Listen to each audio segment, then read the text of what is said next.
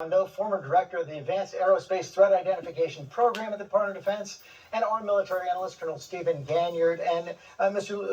Elizondo, let me begin with you. Your program studied the national security implications of unidentified aerial phenomenon. Based on what you know, do you believe these sightings are evidence of alien visitors? Well, George, there's certainly evidence of something. We know that whatever it is in our skies is real. The question is, what is it? And of course, that you can go down the rabbit hole, or we can look at it from an adversarial perspective. The bottom line is we simply don't know. What we know is that whatever these aircraft are displaying beyond next generation capabilities. And I think what's concerning from a national security perspective, they can outperform anything that we have in our inventory. But what do you say to those skeptics like Mick West, who've posted YouTube videos that they say demonstrate more mundane explanations, things like balloons, drones, even the blinking lights of a 737?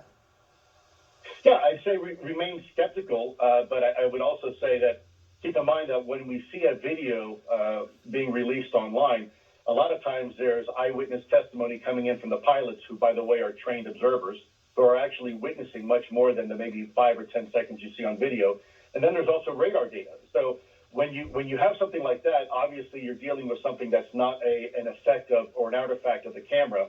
You're dealing with a real object. And let's not forget that there's other video footage as well that's taken at the same time from different angles. So I think we have to be very careful coming up with a prosaic explanation without having all the facts in front of us. Steve, what's your take on this? How should we be thinking about these sightings?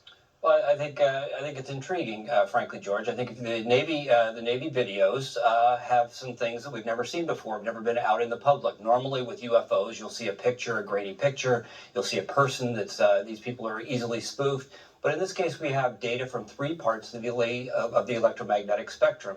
You have 4 pilots with eyebells on. You had 2 separate radars, one in the F-18 and one in the USS Princeton, and you had infrared data, so all roughly correlated.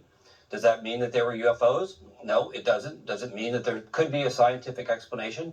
Sure it does, but I do think it raises some compelling questions that ought to be addressed in a scientific and deliberate way.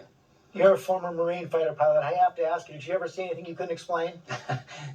not that would be attributable to aliens here, but I do think that we need to think about this from a perspective of science and advancing science, George. There's some conspiratorial undertones to all this that I don't think are useful. I think that anybody that's worked in the U.S. government before knows that the U.S. government is completely incapable of complex conspiracies or keeping sensational secrets. So, Washington leaks like a sieve, and if there were alien remains somewhere, it would have leaked by now. So point being that Men in Black was not a documentary.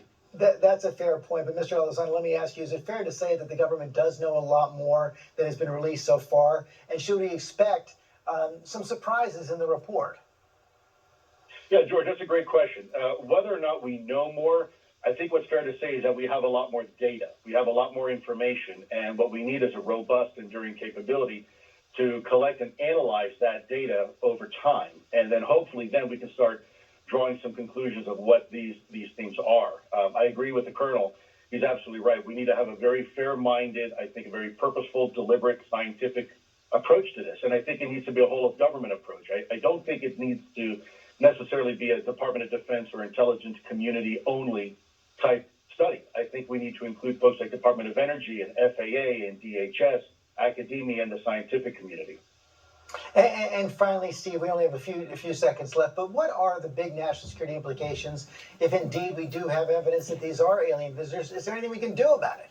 Well, we'll see, George. You know, the U.S. military has its hands full with China and Russia and North Korea and Iran, and if the Congress wants to add the aliens to the threat list, then they have the ability to write the checks and write the statutes to make that happen. So we'll see how serious Congress is once the report is released.